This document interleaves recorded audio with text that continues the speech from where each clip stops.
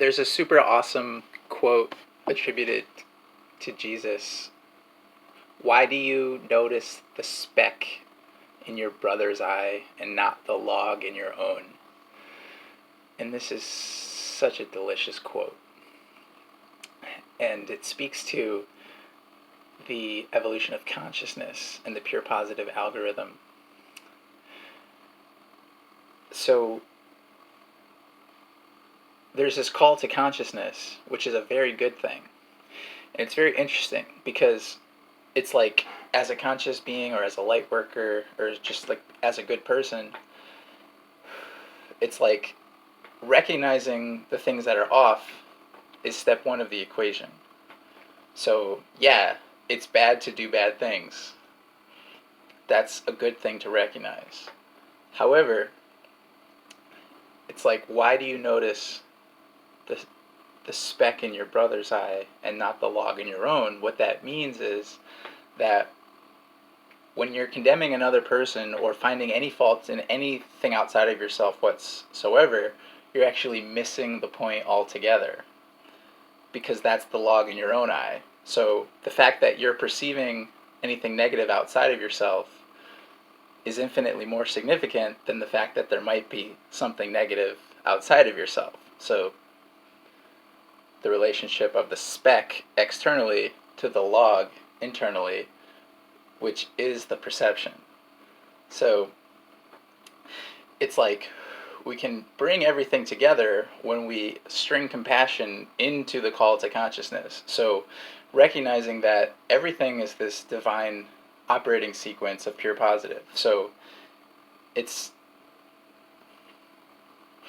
compassion is the only appropriate response, and it's also the only effective response to achieving the result that we actually wish to achieve. So it's like, if somebody does something that is not in the best interest of the collective,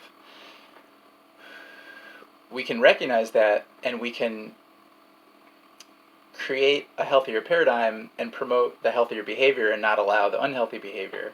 But the way that we accomplish this most effectively is through being in alignment with pure positive energy ourselves. So we're not seeing any fault in anything or anyone, and we're having compassion for everyone, recognizing that if and when people do things that aren't positive, it's because they themselves are not in alignment. And so they're just as worthy of compassion as anybody else.